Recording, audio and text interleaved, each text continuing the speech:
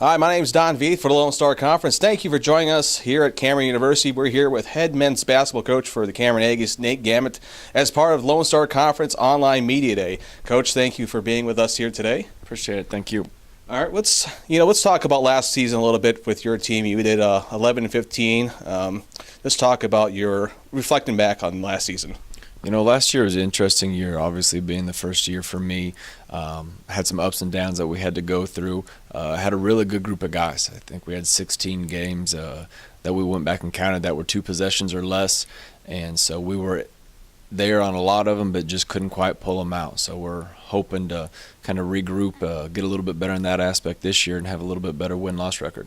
You look at last year's season, 11-15, but 6 of those games you guys either lost in overtime or were within 4 points you guys fell short about. Now in your second year, there's a learning process being a head coach. Just talk about, the experience going into the second year and learning how to win closer games and tight games towards the stretch.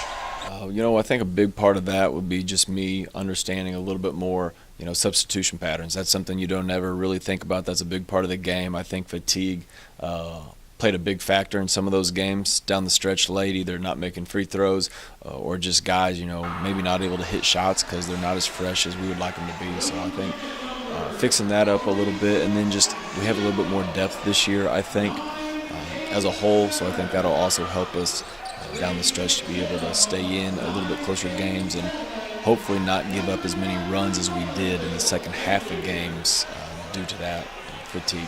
You go to our roster and fans going to our games this year, and I notice a lot of new faces.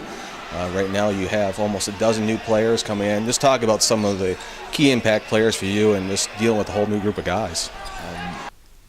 Obviously, you don't want to go get this many new guys every year, but we had a big graduating class, so that's always a good thing. But a couple new faces to watch out for. Kadorian Sullivan, he was with us last year, but he redshirted, so he'll be eligible.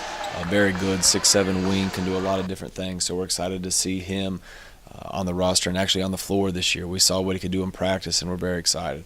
Jamal Brantley, another guy that comes in from Volunteer State, all-region selection, average 17 and 7. At his junior college, just a very strong, dynamic player, can play multiple spots for us and could be very valuable for us. A couple other guys, DJ Jackson, the ORU transfer point guard. We lost Craig Foster last year, so that's a big area of concern that we need to get replaced. We think DJ will come in and do a good job at that, and then added a couple other guys that can really shoot the basketball to hopefully help some issues we had last year. Just talk about the overall, is there going to be any changes with how you guys do things defensively, offensively with this many new players? We're going to make a few tweaks on the defensive end, just watching some things last year that we didn't like that we want to clean up. I think will really help us in our game planning and preparing for other teams. As a whole, offensively and defensively, though, it's going to be similar to what we do, but we'll have a few tweaks in there on both sides of the ball that hopefully give us a little bit more of an advantage.